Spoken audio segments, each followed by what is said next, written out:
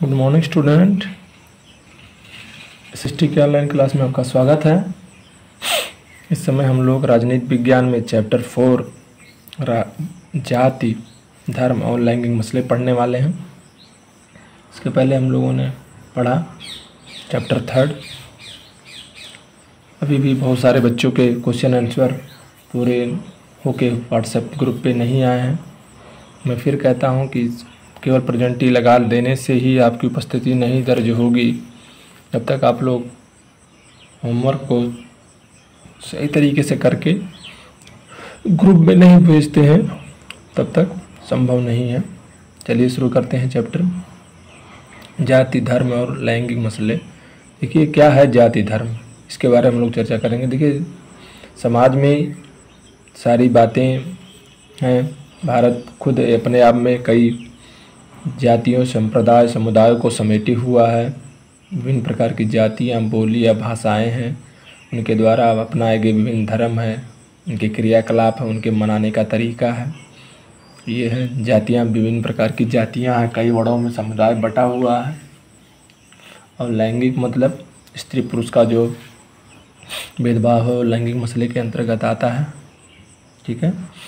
अब ये आपके समाज में और आपके परिवार और सरकार में किस तरीके से इसका उपयोग होता है, या कह सकते हैं किस तरीके से लोग इसके शिकार होते हैं, इसके प्रति दुखी होते हैं। यही सारी चीज़ों को हम लोगों को पढ़ना है। इंट्रोडक्शन परिचय। गत अध्यायों में के अध्ययन द्वारा हमें यह ज्ञात हुआ कि लोकतंत्र को सामाजिक विविधता से कोई खतरा नहीं। क्या है, अभी तक हम लोगों ने पढ़ा कि लोग कहते हैं, लोगों का मानना है कुछ लोगों का कि किसी देश में ज़्यादा तरह के लोग रहेंगे, यानी विभिन्न समुदाय विभिन्न जाति विभिन्न भाषा बोलियों के, तो उस देश को खतरा रहेगा, यानी देश बढ़ सकता है, देश में गृह युद्ध हो सकता है, झगड़े लड़ाई हो सकते हैं एक संप्रदाय के दूसरे संप्रदाय से। लेकिन ऐसा कोई है नहीं, अभी हम लोगों ने जहाँ तक पढ़ा है। राजनीति में सामाजिक असमानताओं का मुद्दा उठना कोई बड़ी बात नहीं है। राजनीति में सामाजिक असमानताओं का मुद्दा उठना कोई आम बात नहीं है, कोई बहुत बड़ी बात नहीं। कितनी बार ऐसा करना लोकतंत्र के लिए लाभप्रद भी होता है, हम लोगों ने पढ़ा भी है। प्रस्तुत अध्याय में हम इस विचार को भारतीय लोकतंत्र की कार्यप्रणाली के संदर्भ में विश्लेषण कर देखने का प्रयास करेंगे। आगे हम सामाजिक विभाजन तथा भेदभाव वाली 3 सामाजिक असमानताओं का भी गहन अध्ययन करेंगे। ये विषमताएं हैं जाति धर्म तथा लिंग पर आधारित। ये असमानताएं कैसी हैं और किस प्रकार राजनीति में अभिव्यक्ति होती हैं, इस बात पर भी एक एक करके ध्यान दिया जाएगा। अंत में यह भी जिज्ञासा का विषय रहेगा कि इन असमानताओं पर आधारित अलग अलग जो अभिव्यक्तियां हैं लोकतंत्र के लिए लाभदायक हैं या हानिकारक हैं। चलिए, लैंगिक मसले और राजनीति। लैंगिक असमानता मतलब जैसे लड़की लड़के में भेद करना, स्त्री पुरुष में भेद करना। कहीं कहीं स्त्रियों को पुरुषों की अपेक्षा कम वेतन मिलता है।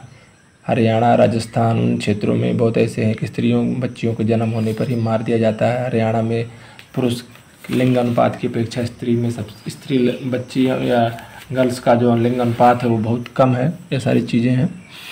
लेकिन राजनीति के अध्ययन में इस असमानताओं को महत्व नहीं दिया जाता।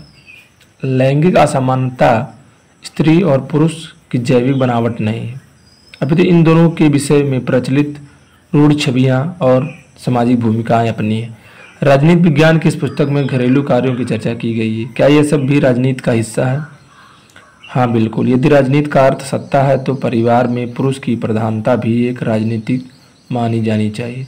चित्र में देखिए, चित्र में स्त्री शक्ति का उद्घोष करता हुआ बंगाल में एक किसी व्यक्ति के द्वारा चित्र बनाया गया है। निजी और सार्वजनिक जीवन का विभाजन। लड़के और लड़कियों के पालन पोषण के समय उनके मन में यह बात बैठा दी जाती है कि स्त्रियों का मुख्य कार्य बच्चों का पालन पोषण करना और गृहस्थी चलाना है। श्रम का लैंगिक विभाजन। श्रम का भी उसी तरीके से काम किया जाता है। अधिकांश परिवारों में दिखाई देता है कि उदाहरण स्वरूप जैसे घर के अंदर सभी कार्य परिवार की महिलाएं करती हैं, जैसे खाना बनाना, सफाई करना, कपड़े धोना और बच्चों की देखरेख करना, जबकि पुरुष घर के बाहर का कार्य करता है। ऐसा नहीं है कि पुरुष घर के कार्य नहीं कर सकते, बल्कि वे सोचते हैं कि घर के कार्य करना महिलाओं की जिम्मेदारी है, लेकिन घर के बाहर स्वीकार जब इन कार्यों के लिए पुरुषों को भुगतान किया जाता है तब पुरुष उन्हें व्यवसाय के रूप में स्वीकार कर लेते हैं। नहीं, जो काम पुरुष बाहर करता है उनके लिए उन्हें भुगतान मिलता है, छुट्टी मिलती है, पैसा मिलता है, लेकिन जो काम स्त्रियां घर में करती हैं उनके लिए कोई भी ना छुट्टी होती है ना कोई भुगतान दिया जाता है। आपने देखा भी होगा कि ज़्यादातर दर्जी, धोबी या होटल के रसोइया पुरुष होते हैं। इस तरह की कुछ महिलाएं भी घर के बाहर के कार्य करती हैं। ग्रामीण क्षेत्रों में महिलाएं पानी, जलावन की लकड़ियां इकट्ठा करने के लिए खेतों में काटने तक का कार्य करती हैं। शहरों में भी कोई गरीब स्त्री मध्यम वर्गीय परिवार में नौकरानी का कार्य करती है। वहीं अधिकतर मध्यम वर्गीय महिलाएं अपने घरेलू कार्य के अतिरिक्त आमदनी के लिए विभिन्न कार्यालय और कंपनियों में कार्य करती हैं, लेकिन दिन रात मेहनत करने के बावजूद इनके द्वारा किए गए कार्य को ज़्यादा महत्व नहीं दिया जाता। श्रम के इस विभाजन का परिणाम यह हुआ कि महिलाएं घर की चार दीवारी के अंदर ही सीमित रह गई तथा बाहर का सार्वजनिक जीवन पुरुष आधिकारिक क्षेत्र के अंतर्गत आ गया। विश्व में मनुष्य जाति की जनसंख्या का लगभग आधा भाग महिलाएं हैं, लेकिन सार्वजनिक जीवन में विशेषकर राजनीति में उनकी भूमिका बहुत ही न्यूनतम रही। यह तथ्य अधिकांश सामाजिक वर्गों के सर्वेक्षण पर आधारित है। पहले पुरुषों के समान महिलाओं को अधिकार प्राप्त नहीं थे, सिर्फ पुरुष को ही मतदान करने, सार्वजनिक पदों के लिए चुनाव लड़ने की अनुमति थी, लेकिन धीरे धीरे समाज में लैंगिक समानता पर जोर दिया गया। विश्व के विभिन्न भागों में महिलाओं ने संगठन बनाए और समान अधिकार प्राप्त करने के लिए आंदोलन किए। महिलाओं को वोट देने का अधिकार नहीं दिया गया था, इसे प्राप्त करने के लिए भी देश के विभिन्न जगहों में आंदोलन हुए। इन आंदोलनों के अंतर्गत महिलाओं के राजनीतिक और वैधानिक स्तर को ऊंचा उठाने के लिए शिक्षा और रोजगार के अवसर बढ़ाने की प्रमुख मांगें की गई। महिलाओं ने व्यक्तिगत और पारिवारिक जीवन में भी समानता की मांग उठाई। यह आंदोलन नारीवाद आंदोलन कहा जाता है। इस तरह लैंगिक विभाजन की राजनीतिक अभिव्यक्ति तथा प्रस्तुत प्रश्न का राजनीतिक गोलबंदी ने सार्वजनिक जीवन में महिलाओं की भूमिका को बढ़ाने में मदद की। वर्तमान समय में हम इंजीनियर, डॉक्टर, प्रबंधक, वैज्ञानिक, कॉलेज, विश्वविद्यालय, शिक्षक जैसी व्यावसायिक कार्यों में बहुत सी महिलाओं को देखते हैं, जबकि पूर्व काल में इन कार्यों को महिलाओं के योग्य नहीं समझा जाता। संसार के कुछ देश जैसे स्वीडन, नॉर्वे, फिनलैंड, स्कैंडिनेवियाई देशों में सार्वजनिक रूप जीवन में महिलाओं की भागीदारी का स्तर बहुत ऊंचा है।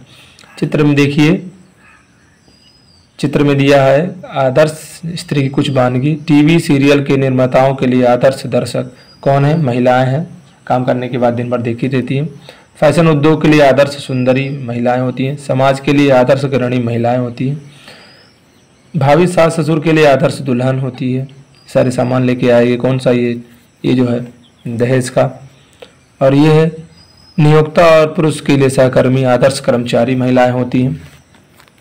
कहने का मतलब ये है कहीं ना कहीं महिलाओं की भागीदारी जो सार्वजनिक क्षेत्र उसमें कम था। खुद करके खुद सीख रहे हैं क्या कर रहा है। भारत में महिलाएं पुरुषों की तुलना में ज़्यादा समय तक काम करती हैं, बिल्कुल सही है। यह देश के 6 राज्यों में हुई समय का उपयोग संबंधी सर्वेक्षण से सिद्ध हो चुका है, जिसके आधार पर एक महिला औसतन प्रति 7.5 घंटे से ज़्यादा कार्य करती है, जबकि एक पुरुष औसतन दिन में 6.5 घंटे ही कार्य करता है। फिर भी पुरुषों द्वारा किए गए कार्य को ज़्यादा महत्व दिया जाता है क्योंकि वह पैसा कमा कर लाता है, परंतु महिलाओं का कार्य सिर्फ घर की 4 दीवारी तक होता है तथा उनकी कोई आमदनी भी नहीं होती, इसलिए महिलाओं का कार्य दिखाई नहीं देता। समय का दैनिक चार्ट देखते हैं। घर के कार्य के लिए पुरुष आधा घंटा काम करता, महिला 5 घंटा काम करती। आमदनी वाले कार्यों में पुरुष 6 घंटा काम करता है और महिला 2.5 घंटा काम करती। बिना कार्य के यानी फुर्सत के 3.5 घंटा महिला काम करती, पुरुष करता है और महिला 3.5 घंटा काम करता है। गप्पबाजी पुरुष 1 घंटा 25 मिनट करता है और महिलाएं 1 घंटा 20 मिनट। सोना, अपने शरीर की साफ सफाई, पढ़ा वगैरह, पुरुष 12.5 घंटा और महिलाएं 11 घंटा 10 मिनट। स्रोत कहाँ से मिला है? ये भारत सरकार का समय का सदुपयोग सर्वेक्षण 1998-99 काफ़ी पुराना है। नए देखेंगे तो और भी सुधार आएगा। आप भी अपने घर में अपने परिवार के सदस्यों में परिवार के सभी वयस्क महिला तथा पुरुषों के काम पर ध्यान दीजिए और कॉपी में यह लिखते रहिए कि निम्नलिखित कार्यों को करने में प्रत्येक व्यक्ति कितना समय देता है। घरेलू काम जैसे झाड़ू पोछा करना, बर्तन तथा कपड़े धोना, खाना बनाना, पानी लाना, बच्चों और बूढ़ों की देखरेख करना, आमदनी वाले कार्य, कार्यालय, दुकान, कारखाना या खेत इत्यादि के कार्य, गपशप करना, अपने शरीर की साफ सफाई करना, पढ़ाई और मनोरंजन, आराम करना, सोना आदि, चाहे जो भी कोई नई श्रेणी भी बना सकते हैं। इनमें से प्रत्येक काम का जो समय लगता है उसका सप्ताह भर का एक हिसाब जोड़ लीजिए और फिर उसे 7 से भाग देकर प्रत्येक सदस्य का रोज का औसत समय निकाल लें। तो आपको क्या निष्कर्ष निकलता है कि आपके घर में भी महिलाओं द्वारा पुरुषों से ज़्यादा काम किया जाता है। भारत में स्वतंत्रता प्राप्ति के पश्चात महिलाओं की स्थिति में कुछ सुधार आया है, परंतु पुरुषों के मुकाबले अभी भी बहुत पीछे हैं। भारतीय समाज अभी भी पुरुष प्रधान और पितृ प्रधान समाज है। भारत में महिलाएं विभिन्न तरीकों से भेदभाव का सामना कर रही हैं और उनका दमन होता रहा है। साक्षरता, इसे हम लोग आगे पढ़ेंगे। अगला टॉपिक है साक्षरता।